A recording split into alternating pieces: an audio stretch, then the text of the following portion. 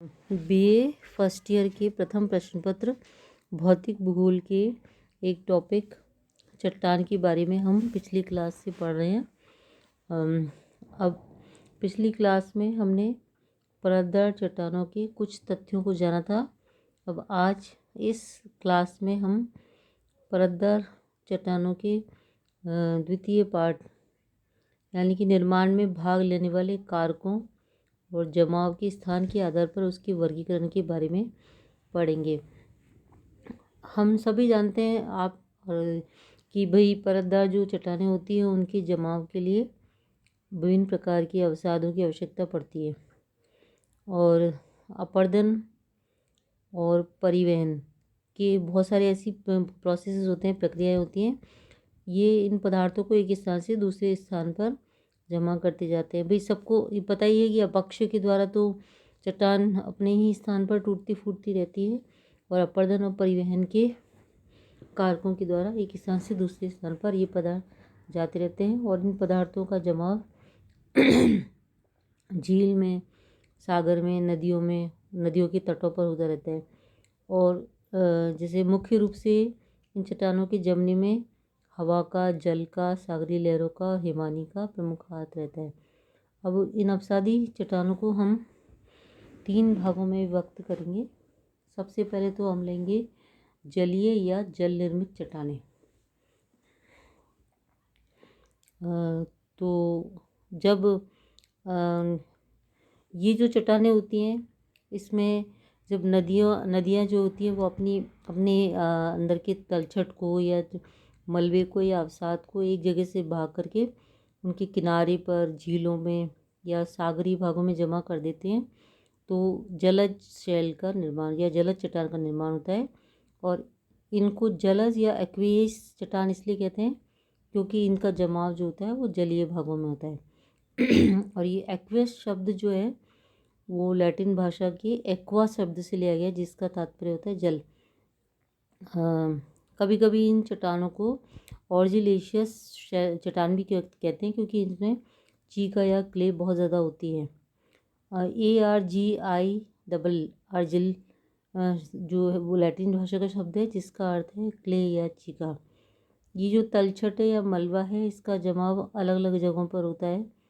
तो इस आधार पर भी हम ये जो जलीय चट्टानें होती हैं इनको हम 3 भागों में विभक्त करते हैं। जैसे मान लीजिए अगर जब मलबा है या तलछट है या अवसाद है वो सागर में जमा हो जाता है तो उसे सागरीय जलज परतदार चट्टान कहते हैं। और जो इसमें जो कण जो जमते हैं वो आकार और भार के अनुसार जमते हैं। किनारे की तरफ बड़े बड़े कंकड़ जिन्हें पेबल्स कहते हैं, और उसके बाद ग्रेनुल, बालू, सिल्ट, चीका और चूने का जमाव होता है।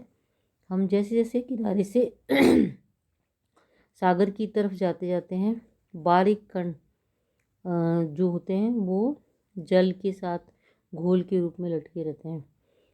अब जो दूसरा है वो है अगर मान लीजिए इस तलछट का या अवसाद का, मलबे का जमाव झीलों की तलहटी में होता है तो इन चट्टानों को झीलकृत चट्टान कहते हैं।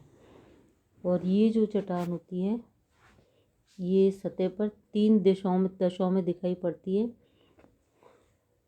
अगर मान लो जल सूख जाए झील का और मान लीजिए झील की तली ऊपर उठ जाए या जो सारी झील तलछट से भर जाए, जो इन झील वाली जो चट्टानें होती हैं इनमें भी जो कणों का क्रम जो होता है वो ऊपर वजह से बात की थी हमने सागरीय जमाव की, उनकी तरह ही होता है। अब जो तीसरा पार्ट है वो है मान लीजिए तलछट का जो जमाव है वो नदियों की घाटियों में या उनके किनारे पे होता है तो इस प्रकार से जो चट्टानें बनती हैं उन्हें हम नदीकृत शैल या रिवराइंस चट्टान कहते हैं। बाढ़ के समय क्या होता है कि हमेशा हर वर्ष ऐसा होता है कि नदियों के दोनों किनारों पर जो जलोढ़ मिट्टियाँ यानी कि जब बाढ़ का पानी फैलता है तो अपने साथ जो मिट्टी लेकर आता है उसे जलोढ़ मिट्टी कहते हैं, ये बिछ जाती है। भारत में गंगा और यमुना के मैदान में इस कांप या जरूर मिट्टी का विस्तार इस वाली जमाव को बताता है। इसके बाद बात करते हैं हम वायु निर्मित शैलों की या हवाओं से बनी हुई चट्टानों की। अब जो देखिए गर्म और शुष्क प्रदेश होते हैं वहाँ पे ज़्यादातर यांत्रिक अपक्षय होता है। ज़्यादातर क्या यांत्रिक अपक्षय होता है, तो चट्टानों का जो विघटन या वियोजन या जो एक तरह से इनको कह सकते हैं कि हम चट्टानों का जो टूट फूट होती है चट्टानों में, उसे चूरा बन जाता है।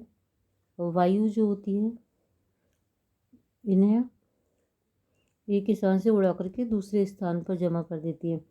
और परिवहन के समय भी क्या होता है कि जो कण जो होते हैं जब आपसी इनमें टक्कर होती है, रगड़ होती है, तो कणों का आकार जो होता है बारीक होता रहता है। इसके कारण हवा इनको उड़ा करके दूसरे स्थान पर ले जाती है और लगातार जमाव होता रहता है और अवसादों से चट्टानें बनती जाती हैं। कभी कभी जो ये वायु से बनी हुई शैल जो होती है चट्टान होती है, इनमें परतें नहीं भी होती हैं। जो लॉयस है उसका जमाव जो है वो इस वायु निर्मित चट्टान का सबसे प्रमुख उदाहरण है। बहुत ही बारीक कणों के ढेर जो है जमा हो जाते हैं और इस लॉयस में परत तो पाई ही नहीं हो जाती है। संगठन इसमें ये प्रवेश्य होती है और मुलायम चट्टान होती है, मतलब कि इसमें जो जल है वो आसानी से प्रवेश कर जाता है। जल आसानी से प्रवेश कर जाता है और अपरदन भी जल्दी जल्दी से होने लगता है। सबसे बड़ा जो इसकी विशेषता ये है कि इसका जो लंबवत रूप होता है, ऊर्ध्वाधर रूप जो होता है, वो क्लिफ के आकार में खड़ा रहता है। और आपको पता होना चाहिए कि लॉयस जो है वो सबसे अधिक उत्तरी चीन में पाई जाती है। लॉयस की गहराई भी बहुत ज़्यादा है, पीले रंग की है और चूने की मात्रा अधिक होने से ये बारीक दोमट मिट्टी की तरह होती है। और ये नदियाँ जब लॉयस के ऊपर से गुजरती हैं तो गहरी घाटियाँ बन जाती है। किनारे की जो दीवारें होती हैं वो खड़ी ढाल के समान दिखाई देती है। चीन के अलावा लॉयस का जमाव हम ज़्यादातर वैसे चीन के उसमें ही लॉयस के जमाव को लेते हैं, लेकिन इसके अलावा ये मध्य यूरोप, मध्य संयुक्त राज्य अमेरिका में भी पाई जाती हैं।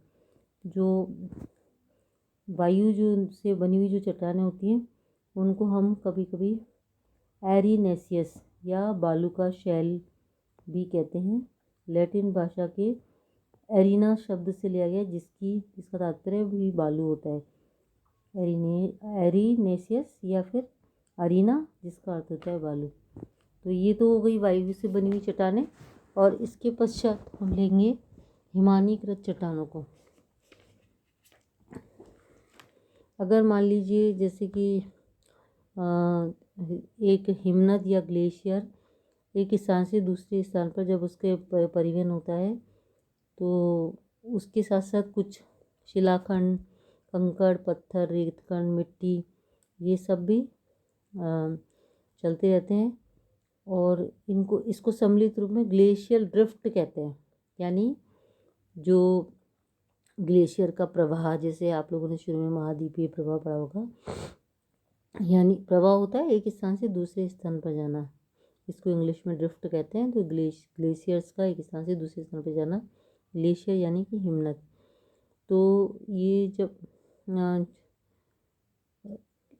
जो हिमोड है, हिमोड जो शब्द है या ग्लेशियल जो शब्द, ग्लेशियर्स जो शब्द हैं वो हम हिमानी निक्षेप की आकृति के लिए करते हैं। मतलब जैसे बर्फ़ का एक जमाव जो होता है वो हिमोड कहलाता है। और ये हिमनद द्वारा जो बारीक और मोटे कण वाले पदार्थों का निक्षेप मिश्रित रूप में होता है। हिमनद द्वारा जो पदार्थ जमा होते हैं उनमें भी इस तरह का या परतों का अभाव होता है। ये जो हिमनद होती हैं या इनके द्वारा जो पदार्थ जमा किया जाता है उसको हम टिल कहते हैं। टिल में कणों के आकार के अनुसार पदार्थों में क्षणीकरण नहीं होता, यानी कि उसमें परतें नहीं होती हैं या फिर कणों का जमाव एक क्रम से नहीं होता है, बल्कि छोटे बड़े सभी प्रकार के कण एक साथ मिश्रित रूप में जमे हुए रहते हैं। और जो हिमानी पदार्थों के जमाव है उनको 3 प्रकार में बांटते हैं। एक तो होता है अंतर हिमानी मलबा, जो हिमनद के साथ मिलकर चलता है। बाह्य हिमानी मलबा, जो हिमनद की ऊपरी सतह पर रहता है। और उप हिमानी मलबा, जो हिमनद की ऊपरी तली में रहता है। अब एक मैं आपको बता देती हूँ कि जो हिमनद के द्वारा जो मलबा निक्षेपित होता है या जमा होता है, उसे हम हिमोड या मोरेन कहते हैं। और ये जो हिमोड होते हैं, ये भी 4 प्रकार के होते हैं, जहाँ जमाव के स्थान के आधार पर। एक पहला तो होता है अंतिम या अंतस्थ हिमोड। ये हिमनद के पिघल जाने पर उसके अग्रभाग में हिमानी ड्रिफ्ट के जमा होने से होता है। और पार्श्विक हिमोड जो होते हैं, उनका निर्माण हिमनद के किनारों पर हिमानी ड्रिफ्ट के जमाव से होता है। और मध्यस्थ जो हिमोड होते हैं, उनका निर्माण 2 हिमनद जहाँ पे मिलते हैं, उनके भीतर के जो किनारों के जो हिमोड होते हैं, वहाँ पर होता है। और तलस्थ हिमोड जो है, उसका निर्माण हिमनदों की तली में होता है। तो ये हमने कुछ इन अवसादी चट्टानों के बारे में बात की है। अब हम बात करते हैं रूपांतरित चट्टानों की या मेटामॉर्फिक रॉक्स की। जो रूपांतरित चट्टान है, इसमें हमने चूँकि रूपांतरण शब्द का प्रयोग किया है, यानी कि जो पहले हमने जो चट्टानें पढ़ी हैं, जैसे कि आग्नेय या फिर कायांतरित चट्टानें, तो उनके परिवर्तन से ही चट्टानें बनती हैं। तो एक तरह से जो मूल रूप में जो रूपांतरण शब्द है, मेटामॉर्फोस से लिया गया, जिसका तात्पर्य होता है रूप परिवर्तन या चेंज इन फॉर्म। जब परतदार चट्टानें जो होती हैं और या फिर आग्नेय चट्टानें होती हैं, उनके रूप में जब परिवर्तन आ जाता है, तो उससे रूपांतरित चट्टान का निर्माण होता है। एक तरह से ये परिवर्तन की क्रिया है, मतलब जो ये जो चट्टानें आपकी रूपांतरित चट्टानें, ये परिवर्तन से ही बनती हैं। तो जैसे मान लीजिए आप रूपांतरण की इस प्रोसेस में चट्टान का संगठन और रूप दोनों बदल जाते हैं। लेकिन चट्टान में किसी प्रकार का विघटन और वियोजन नहीं होता है। आप समझिए बात को कि इसमें जो चट्टानें हैं, उनका रूप तो परिवर्तित हो जाता है, संगठन और बदल जाता है, रूप बदल जाता है, लेकिन उनमें किसी प्रकार का विघटन या वियोजन नहीं होता है। और वैसे तो ये कहते हैं कि साधारण रूप तौर पे रूप परिवर्तन परतदार या आग्नेय तथा आग्नेय चट्टानों का होता है, लेकिन कभी कभी रूपांतरित चट्टान का भी रूपांतरण हो जाता है। इस क्रिया को पुनः रूपांतरण कहते हैं।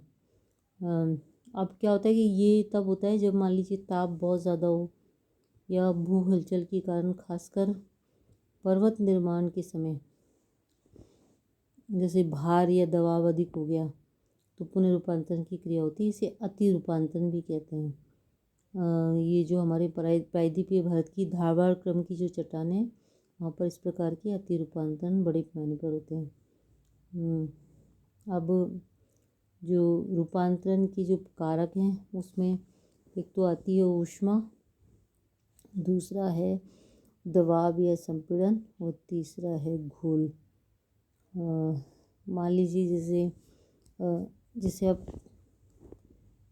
सबसे प्रमुख जो कारक है वो ऊष्मा होता है। ऊष्मा या गर्मी व अधिक ताप के कारण क्या होता है, जो मूल चट्टान होती है वो पिघल जाती है। इससे उसके खनिज कणों के क्रम में बहुत अंतर आ जाता है। और आप सोचते होंगे ताप इन चट्टानों को कहाँ से मिलता है, तो रूपांतरण के लिए जो ताप होता है वो ज्वालामुखी के उद्गार से के समय में जब वो गर्म लावा पृथ्वी के आंतरिक भाग से प्राप्त होता है, उससे मिलता है। दूसरा है दबाव या संपीड़न, कंप्रेशन। पर्वत निर्माण की मान लीजिए क्रिया होती है, उस समय भू हलचल के समय जब चट्टानों में मोड़ आने लगता है, तो उससे जो दबाव उत्पन्न होता है, उसकी वजह से भी चट्टानों की संगठन और रूप में परिवर्तन आ जाता है। और ये ज़्यादातर ये वाला जो दबाव है खासकर पर्वतीय भागों में होता है। तीसरा जो है घोल, क्योंकि हमको पता है कि जल के साथ जो होता है कार्बन डाइऑक्साइड और ऑक्सीजन गैस जो होती है वो मिली रहती, उससे रासायनिक क्रियाएं होती हैं।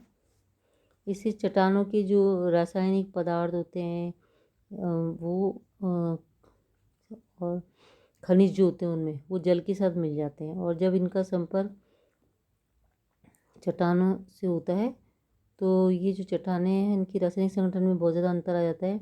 जैसे मैग्मा के साथ जो मिला हुआ जल होता है वो परतदार चट्टानों की परतों के बीच बचा जल भी रासायनिक रूपांतरण में सक्रिय भाग लेता है। इसका मतलब ये है कि जो मैग्मा के साथ जो मिला हुआ जल वो भी, और परतदार चट्टानों की परतों के बीच में जो जल होता है ये सब रासायनिक रूपांतरण में भाग लेते हैं। अब ये जो रूपांतरित चट्टानें या रूपांतरण के जो प्रकार हैं उनके बारे में हम पढ़ लेते हैं। अब ये जो रूपांतरण के जो कारक होते हैं वो कभी कभी तो अलग अलग कार्य करते हैं और कभी कभी एक साथ मिलके कार्य करते हैं। तो जैसे रूपांतरण के प्रकार हैं या रूपांतरण के कारक हैं और उनके कार्य करने के प्रकार के अनुसार उनके कई तरह के प्रकार होते हैं। सबसे पहले हम लेते हैं रूपांतरण में जो भाग लेने वाले कारक हैं उनके आधार पे उनका वर्गीकरण करते हैं। इसमें सबसे पहले तापीय रूपांतरण आता है, उसके बाद गतिक रूपांतरण आता है, फिर जलीय रूपांतरण आता है और उसके बाद ताप जलीय रूपांतरण आता है। हाइड्रोथर्मल मेटामॉर्फोसिस आता है। और रूपांतरण के क्षेत्र के अनुसार जो परिवर्तन होते हैं उनमें संस्पर्शीय रूपांतरण होता है एक तो, और दूसरा यानी कॉन्टैक्ट मेटामॉर्फोसिस होता है, और दूसरा क्षेत्रीय रूपांतरण या रीजनल मेटामॉर्फोसिस होता है। तो जैसे मान लो अगर हम ठीक से देखें तो संस्पर्शीय रूपांतरण में ताप का ज़्यादा योगदान रहता है, और क्षेत्रीय रूपांतरण में दबाव का ही प्रमुख योग होता है। तो इस आधार पे भी हम जैसे मान लीजिए केवल ऊपर की दोनों विभाजनों को मिलाकर के 4 भागों में बांट देते हैं। पहला होता है तापीय संस्पर्शीय, दूसरा होता है गतिक और क्षेत्रीय, और तीसरा है जलीय, और चौथा है ताप जलीय रूपांतरण।